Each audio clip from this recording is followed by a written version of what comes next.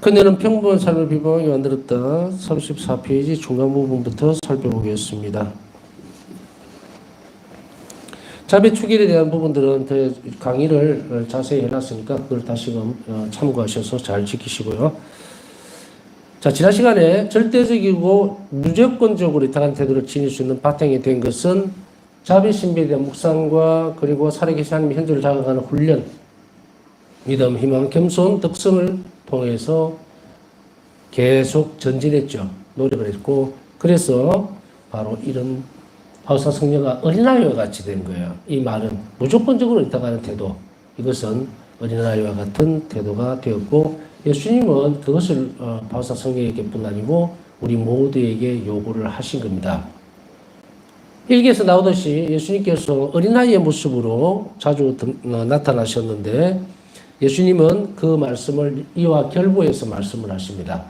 내가 이렇게 어린아이의 모습으로 너에게 드러나는 것은 어린아이 같은 태도로 하나님께 온전히 의탁한 그것을 나타내기 위해서다, 드러내기 위해서다, 이렇게 말씀을 하셨죠. 그래서 결국은 우리가 참 인생이라는 게 인간의 삶이라는 걸 보면은 처음에 태어나면서부터는 계속 성장을 하는 듯이 보입니다. 그죠? 나이가 들면서 좀 더 어른이 되고 이러는 것 같은데 사실은 육체적이거나 영적으로 여러 상태에서는 완성된 모습이라고 할까요? 좀 성숙된 모습을 보이다가 이제 다른 모든 기관들이나 기능들은 어떻게 됩니까? 내리막길로 이렇게 떨어지게 되죠. 그래서 이 사이클이라고 하는 것이 이렇게 제가 볼 때는 올라갔다가 내려가는 게 아니고 원형 같아요. 올라갔다가 다시금 돌아오는 거예요. 어린아이로. 회귀하는 거예요. 그래서 우리 육체도 또 정신도 아마 나이가 들면 어린아이가 된다는 말이 아마 그런 것인지도 몰라요. 기억력도 깜빡거리고 또 잘 잊어버리고 또 괜히 어떤 것에 아무것도 아닌데 고집도 세우고 말도 안 듣고 양론하시는 분들 참 얘기들을 들어보면은 뭐 어린아이와 같다는 말을 좋게 표현할 수도 있지만 참 말 안 듣는다는 말이 되게 고집들이 엄청 세지고 완전히 뭐라 그럽니까? 질풍노도의 시기 5살 미운 5살이라는 말처럼 이제는 노인이 되면 아마 그렇게 된다고 얘기를 하죠. 그걸 가만히 보면은 자연의 섭리다 또 흐름이다라고 보기에는 영성생활에서 봤어도 이게 패턴이 아주 긍정적으로 완성된 모습은 결국은 어린아이 같은 우리가 자라면서 너무 많은 지식들을 습득하고 자기 사고가 자라면서 묻혀버리는 건데 이것은 결국은 뭡니까? 원죄 때문에 그렇게 된 거예요. 본성이 삐뚤어져 있어서 그런 거예요. 휘어져 버렸다. 악으로 기울어져 있다는 거예요. 이게 이제 다시금 우리가 세례 때 한번 그런 기회를 맞게 되지만 그것으로는 부족했으니까 이제 하나님께서는 더 큰 자비로움으로 자비 축기를 제정하시고 우리가 어린아이와 같이 다시 처음 시작할 수 있도록 기회를 계속해서 주시는 겁니다. 2000년도에 요한 바울의 성령께서 3월 30일 날 바울사 성례를 시성하시면서 자비의 축일에 대한 제정을 하셨듯이 그러면서도 그러니까 위대하다는 말을 표현이 맞을 거예요. 거룩하고 장엄한 3000년기는 자비의 시대다라고 포문을 열었어요. 그분이 어떻게 됐습니까? 성인품이 올랐죠. 그러면 이 3000년기는 어떻게 됩니까? 우리에게 오로지 자비의 해입니다. 자비의 시기예요. 자비해라고 딱 어떤 일정을 정하기보다는 계속해서 갈 수 있는. 그래서 우리는 이 자비의 완결판이 무엇일까라고 보면 하나님께 완전하게 의탁하는 어린아이와 같은 태도를 가지게 되면 내가 대하는 태도는 예수님과 닮아야 돼요. 똑같이. 그러면 예수님은 어떻게 됩니까? 딱 이렇게 봤을 때 자비 자체입니다.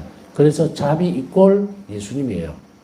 그러니까 우리가 예수님을 사랑한다, 일치한다, 함께 하고 싶다 하는 것은 한 가지로만 귀결되어집니다. 뭐냐면 자비로운 사람이어야 된다.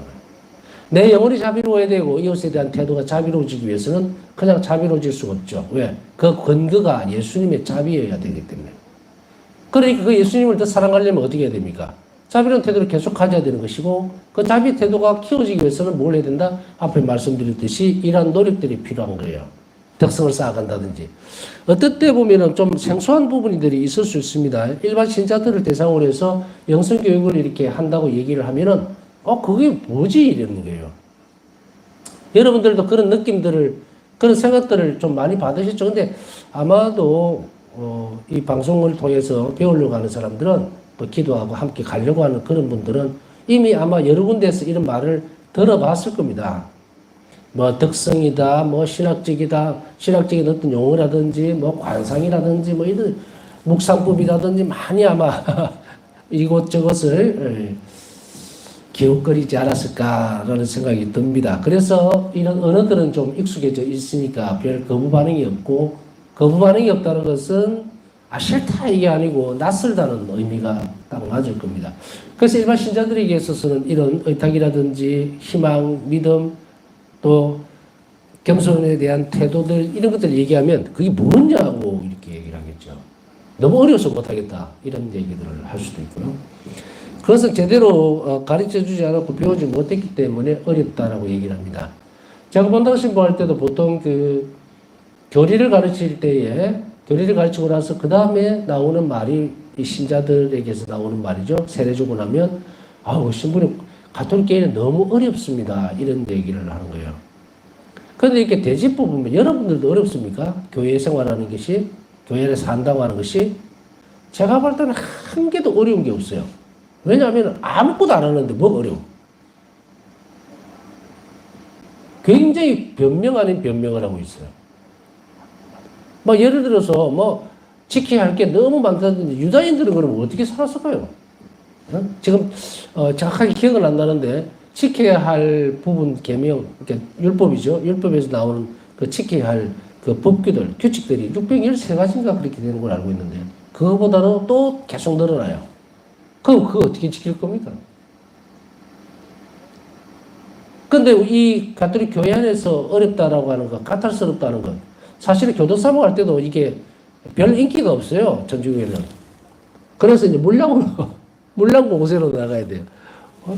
참 마음은 내키지는 않는데 이 수인들에게 이렇게까지 해가야 되나 하는 그런 자괴감이 들 때도 있지만 그거는 하나님의 자비로 억누르고 사랑이 우선이니까 죄를 보지 않고 사람을 보라고 하는 그 예수님의 모습을 눈으로 보면 이제 그런 것도 사라지는데 마늘이 개신교에서 햄버거 주는데 여기서는 지금 마늘에 떡을 준다. 안 와요. 이쪽으로.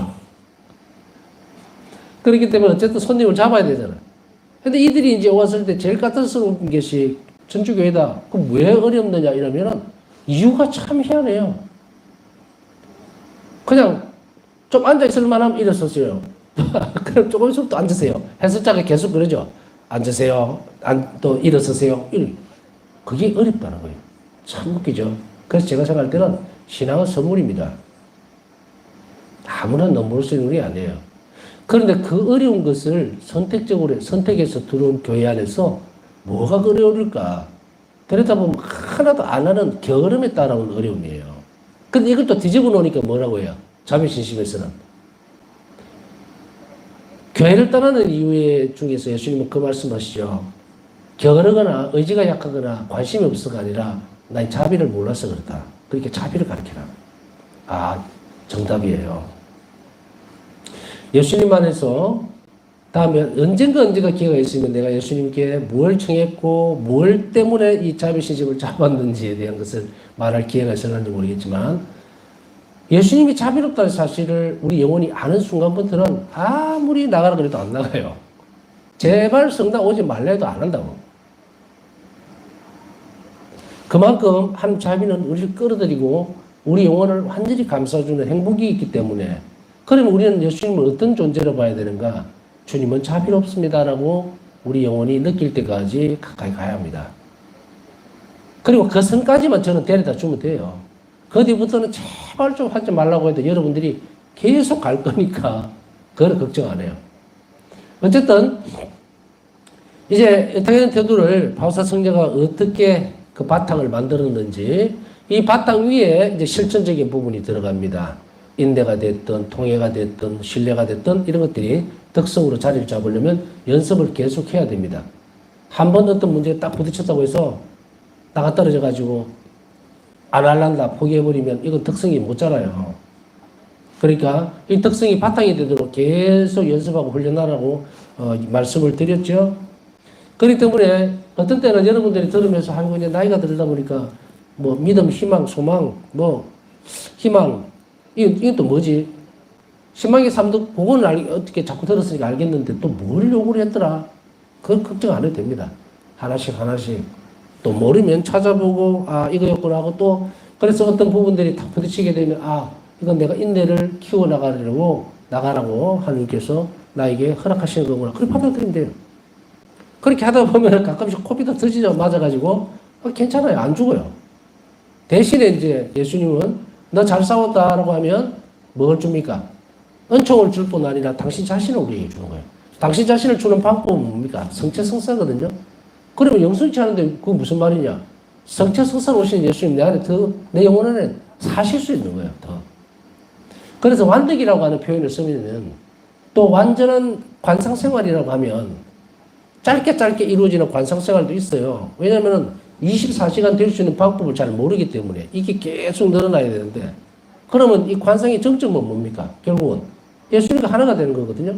함께 산다는 개념이 그 영혼 안에서 예수님 머무르시고 내가 그 예수님을 알고 있다면 알고 있다는 표현을 쓰는 것이 맞을 것 같은데 뭐 일치를 하고 있다면 뭐 그 표현도 괜찮고 하나가 될 수 있다면 이거예요.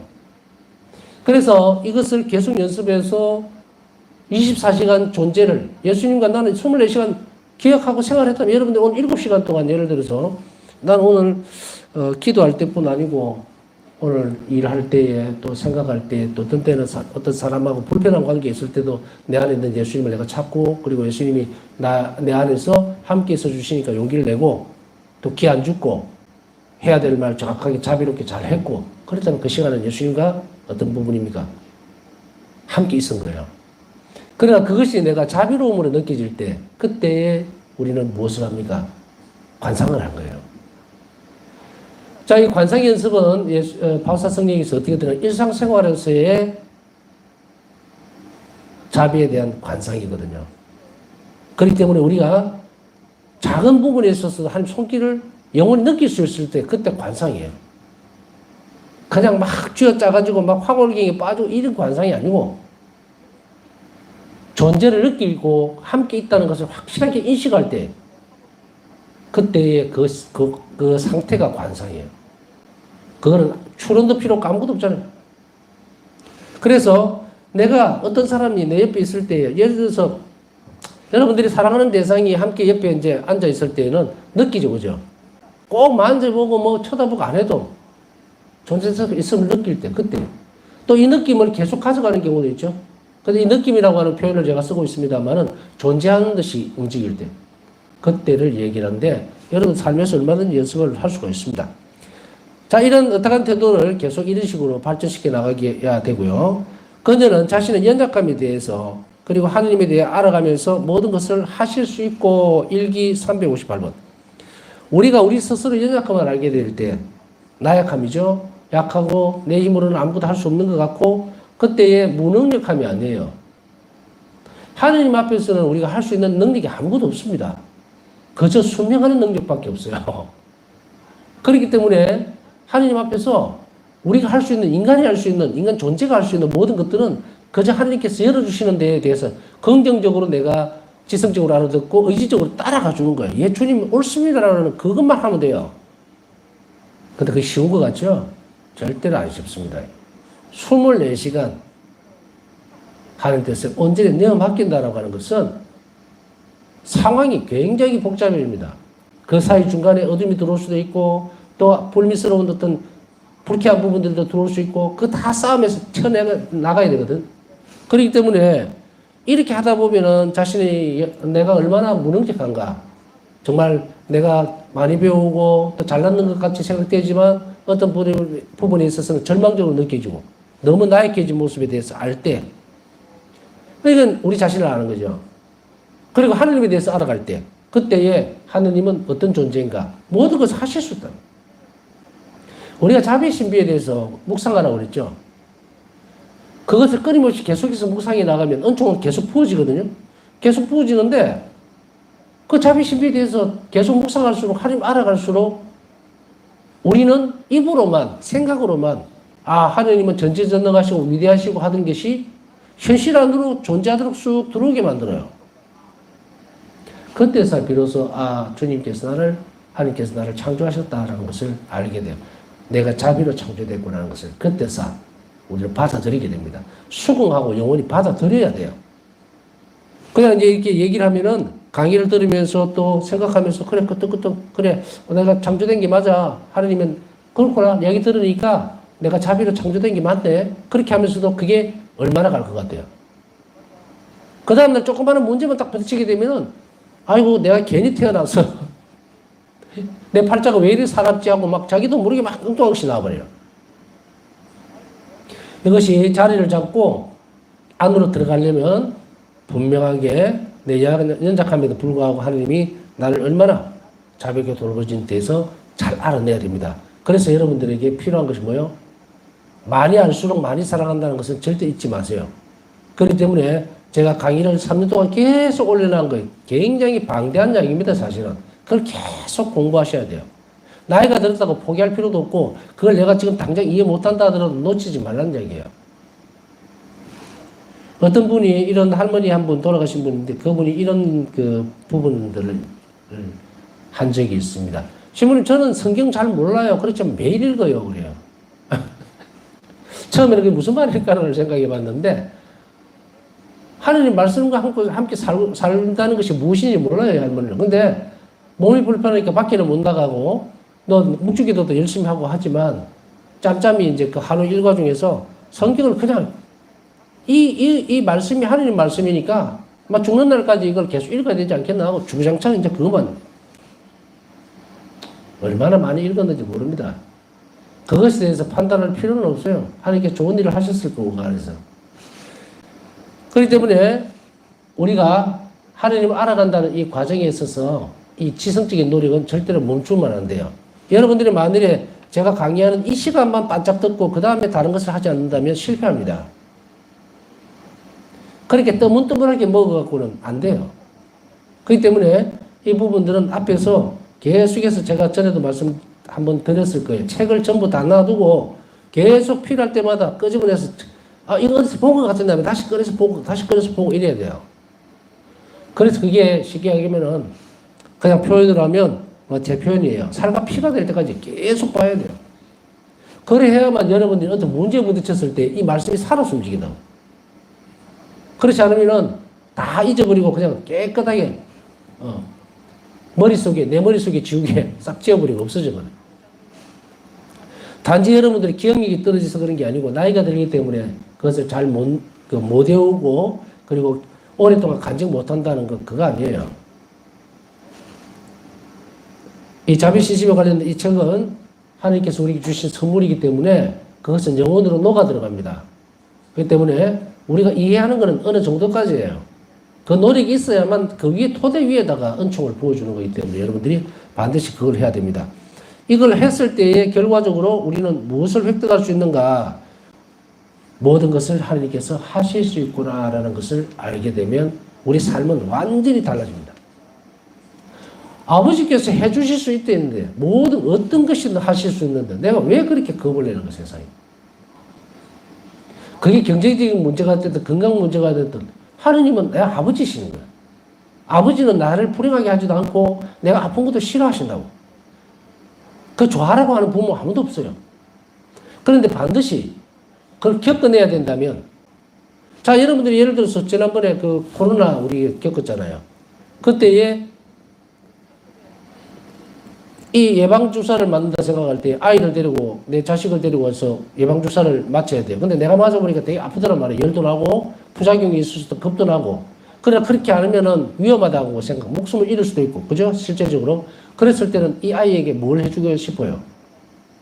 반드시 맞으라고 얘기를 하잖아요.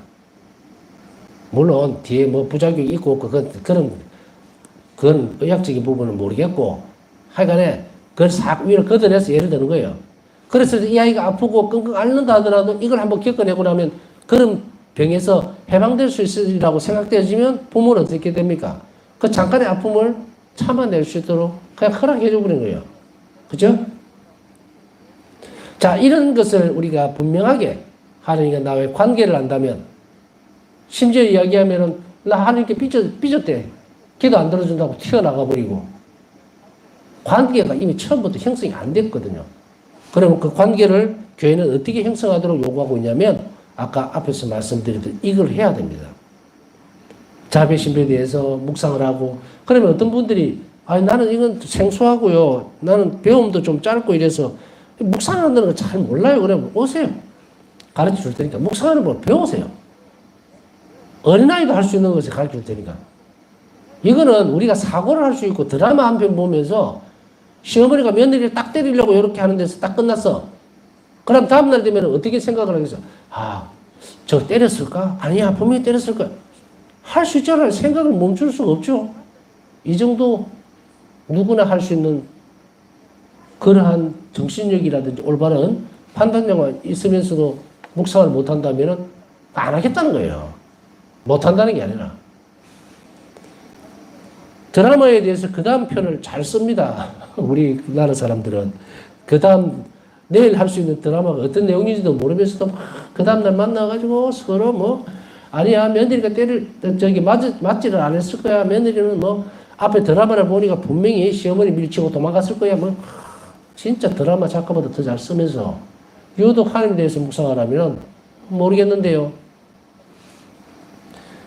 이러이러한 분이었으면 참 좋겠다라고 얘기할 수도 있겠지만 성경에서 얼마나 하나님에 대해서 말씀 많이 하고 있습니까?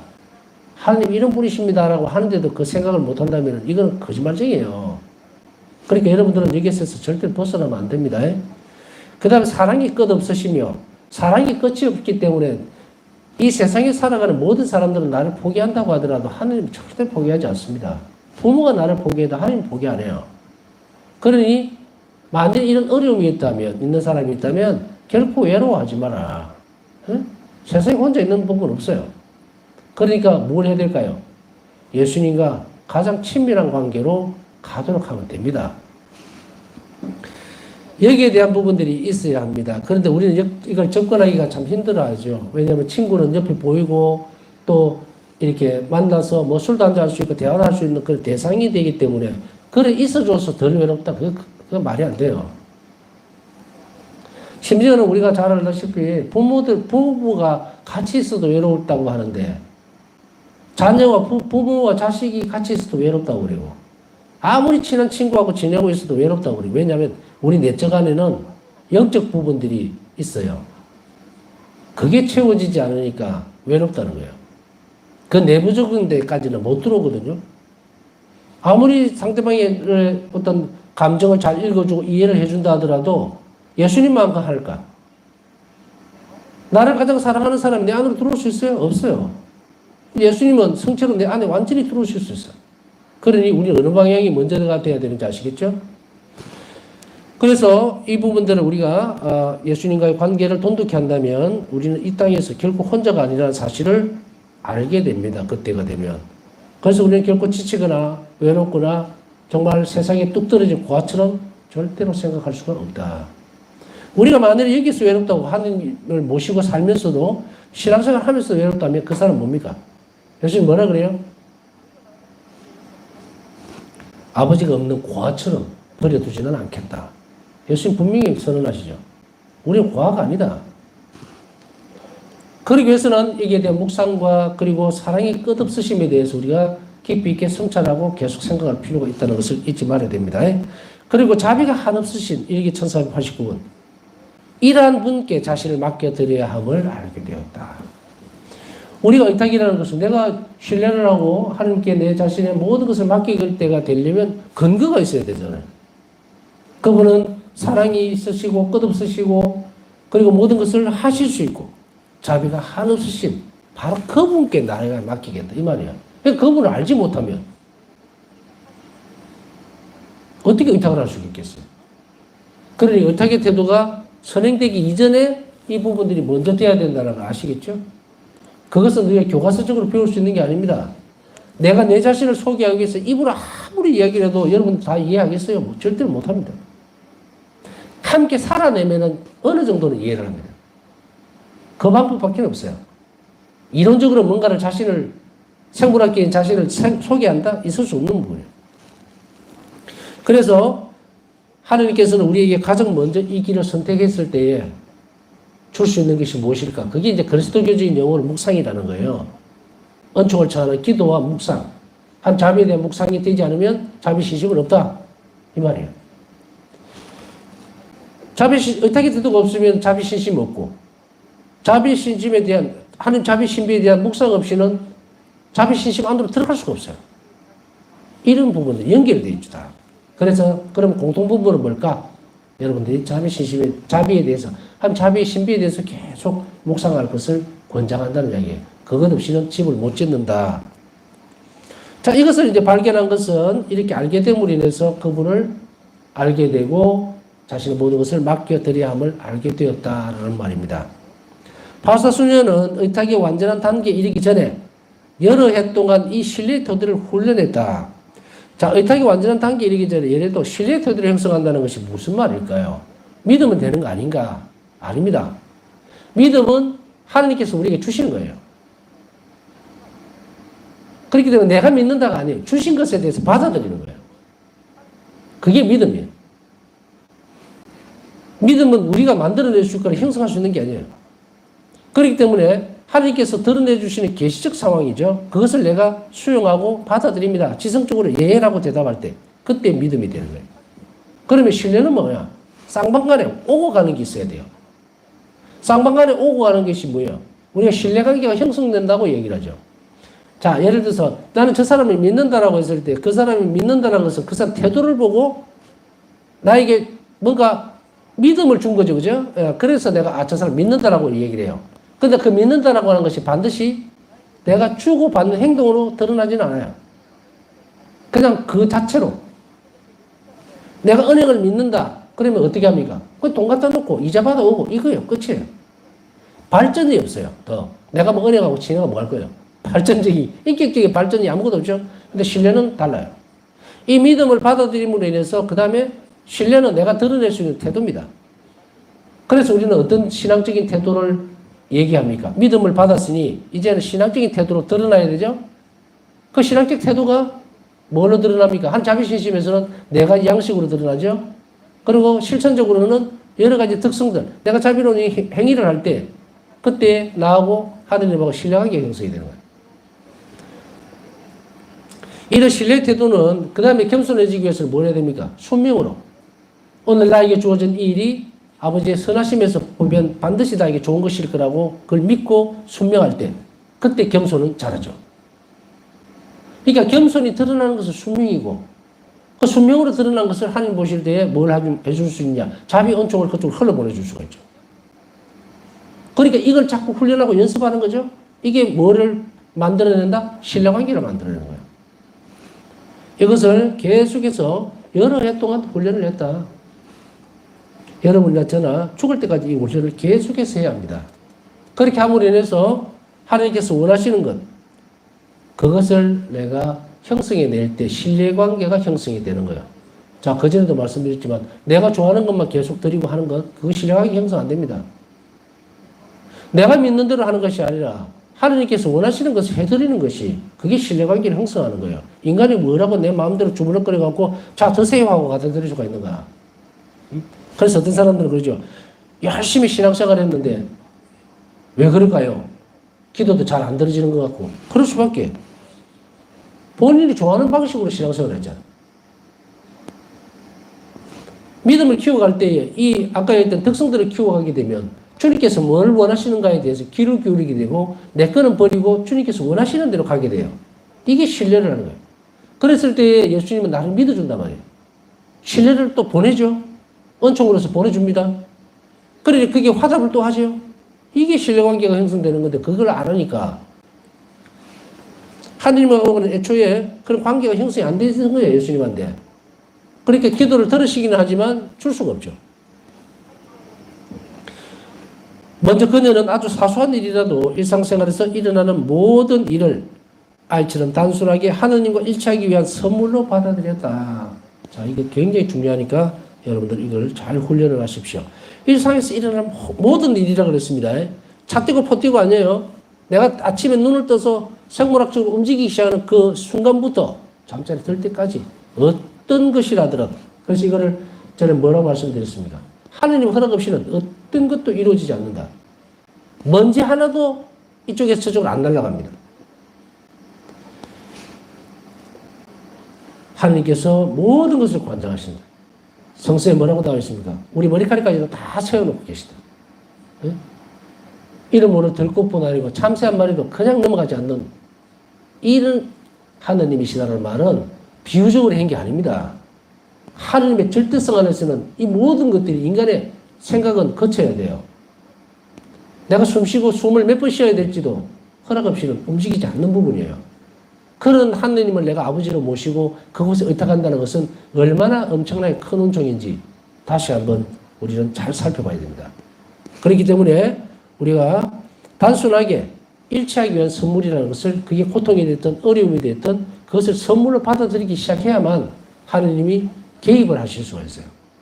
내가 주님, 저는 당신을 믿습니다라는 그 순간에 하느님이, 예수님이 그 일을 그래 내 일이다 하고 들어오실 수가 있다는 거예요. 그리고 그것을 바꿔줄 수 있습니다. 뭘로? 선으로, 좋은 것으로, 은총으로 바꿀 수 있다. 그것을 절대로 잊지 말아야 합니다. 네, 남은 시간 묵상하면서 오늘 기도 청하신 분들이 있습니다. 그 기도들이 하나님 자비로 잘 이루어질 수 있도록 함께 기도해 주시기 바랍니다.